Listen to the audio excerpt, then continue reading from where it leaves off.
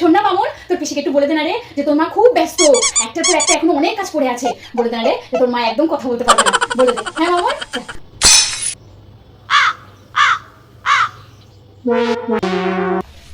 মা কি হয়েছে, কি সারাক্ষণ খালি মা মা করে কেন চিল্লাচ্ছিস? বল তাড়াতাড়ি, কাজ পড়ে আছে আমার অনেক।